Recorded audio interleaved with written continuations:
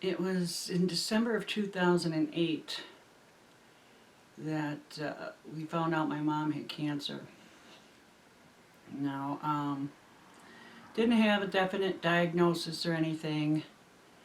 Well, we knew she had cancer because they had drained a bunch of fluid from around her lungs and there was cancer cells in it. We didn't know what type of cancer it was or how advanced it was. And we didn't know because she didn't want to know until after Christmas. She didn't want it to ruin anybody's Christmas. And it was so crazy. I mean, that's a typical mom to do something like that. But she was so sick. I mean, it didn't matter. But she was real young. She was in her 50s, and she ended up, her late 50s, she ended up dying a few months after that. And it was just crazy because she was so full of life and everything, just like Paul. Both of them larger than life, you know. And Christmas was her thing. She loved going all out. Always a giant tree, different ornaments every year, just everything. She loved everything about Christmas. And a lot of the same things she loved, so do I. But I'm a little bit more simple in my taste and a little more down to earth, I think. A little more quiet. But, you know, the family get togethers, I just love that. I always have. And cookies and Christmas music. And I just, you know, Thanksgiving, where everybody stops what they're doing just so that they can all come together and have a meal together. And it's just, it really is a wonderful time of the year. But this year,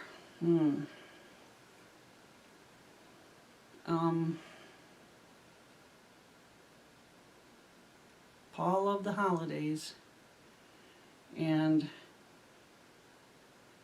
he would so much love to be here with 4 little new grandsons to go along with the rest of them, of course. But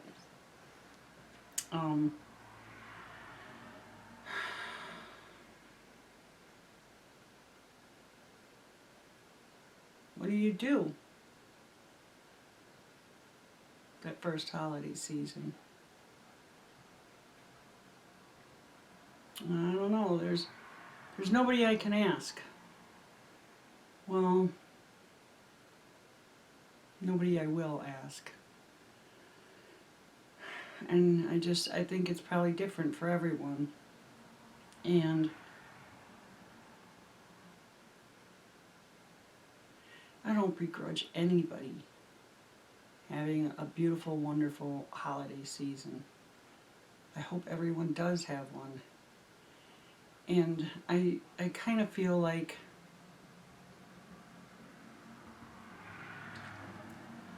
just seeing me, maybe not in a real chipper mood, or seeing me and not seeing Paul will, you know, really put a damper on it for some people. And maybe that can't be avoided. Maybe it just is what it is. And as much as I love all my kids and my grandkids and extended family and everything, I love Christmas, Thanksgiving, I just don't feel like celebrating. I don't feel cheerful. I want them to, and I have no intentions of being all downtrodden and, you know, looking sad every day or anything like that. And I have been trying really hard as of late to be more chipper or happy, or maybe not happy, but I don't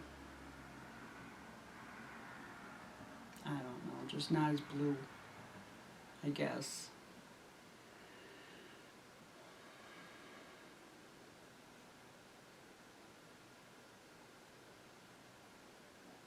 In a lot of ways, I still feel the same, but I don't want people to worry about me, and I don't want them to feel funny being around me or anything like that.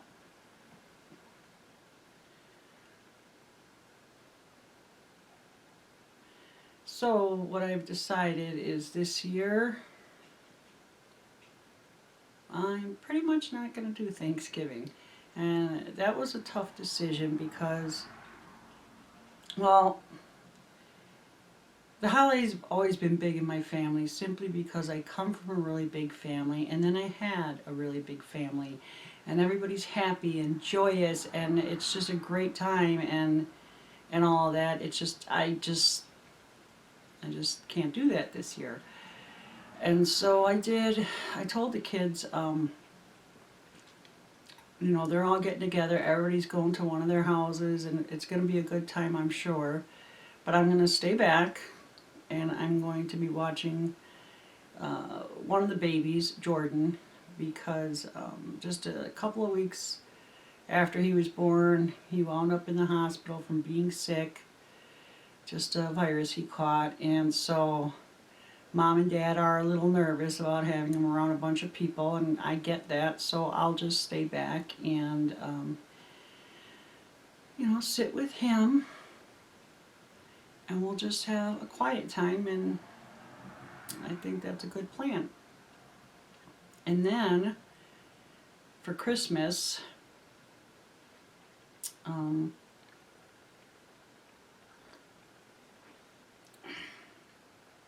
that was going to be hard for the kids, but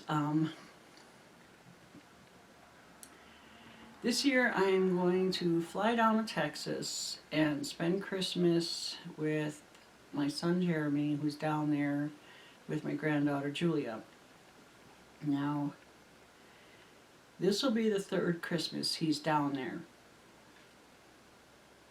And so he's got, no family down there. We don't have any family in Texas. But this will be the first year that he's pretty much alone, because he and his fiance split up. They didn't make it. They're doing very well with getting along with each other, and taking care of Julia, and they're being very adult about it, and it's working out good that way. But he'll be alone. And any of you who are parents, you don't want one of your babies to be alone at Christmas. And so I think it'll work out good. I let the kids know well in advance I'm not going to be here, so everybody, can still go ahead with their plans, and they don't have to worry about anything to do with me.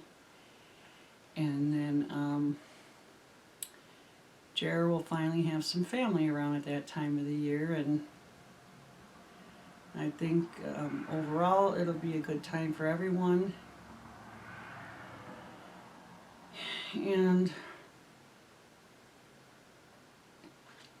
that's that, I guess.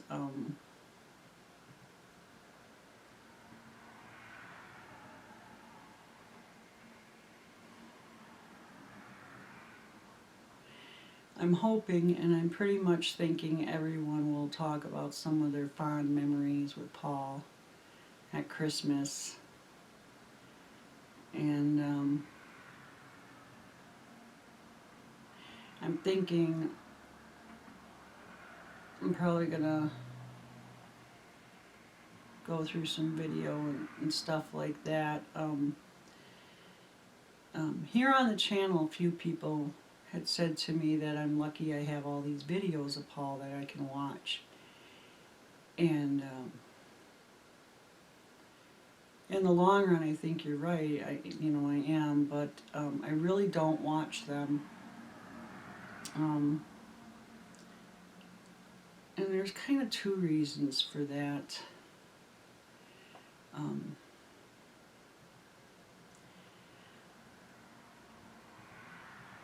Like photographs, the videos Paul did for the channel here were nice.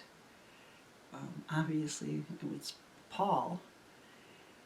But he's talking to you guys, to an audience, or he's trying to teach, or he's trying to show something, and it's not the Paul of everyday life that I remember. And I'm sure plenty of you who have had people pass away that were close to you, you can probably understand that. And so it's not this really close feeling I get, or whatever, looking at that kind of stuff. But then on the other hand, I don't want to look at it because it still hurts. It's still raw that way.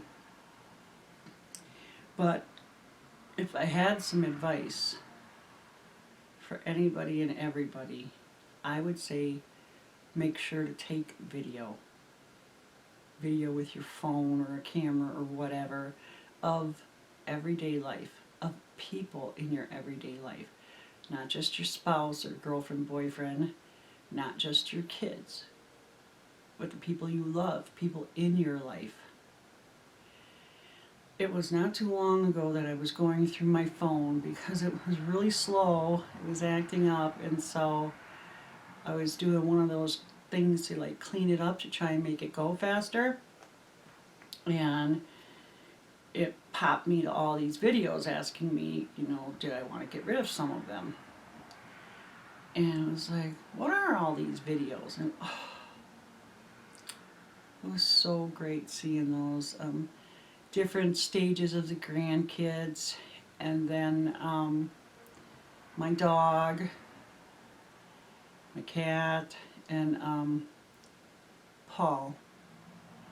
Just a few small clips here and there, but it was just everyday Paul. Not really aware of the camera, or if he was, he didn't make a big deal of it. Paul helping Noelle with something. Paul dealing with the chickens. Paul playing with the dog. And then those mattered. That felt really good to see that. The photographs, it's nice to see those and everything, but when people are posed, or even if they're not, when they're not, it seems a little more real, but it's kind of like a shell of the person. The likeness is there, but the life isn't. And the video isn't truly life, but it's the next best thing. And so, last Christmas we were in the cabin, and we loved it. It was just us. There was snow all outside, and it was quiet, and the wood burner was going, and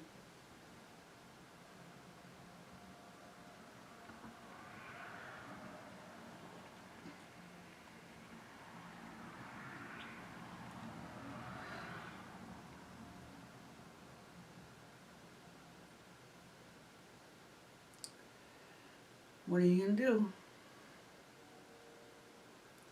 You just keep putting one foot in front of the other, and that's all you can do. And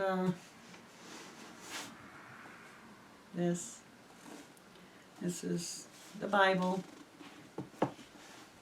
That keeps me going. Probably more than anything else.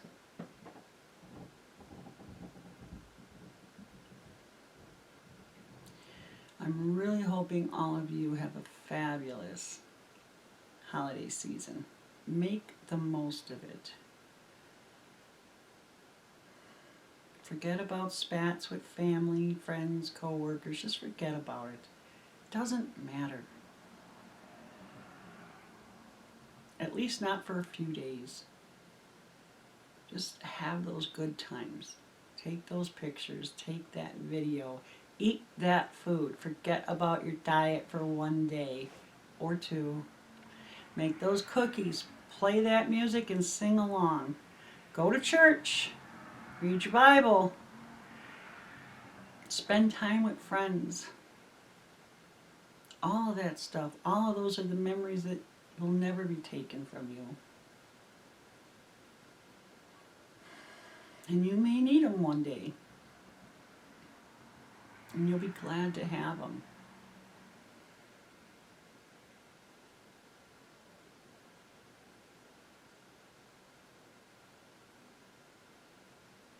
I'm still making memories now. And I'll be glad to have them too. And so,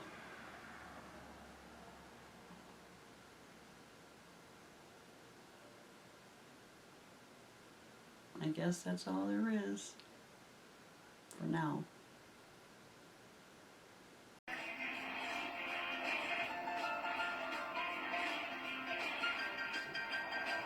This is my buddy. 51st year of franchise history for the Atlanta Falcons have never won a championship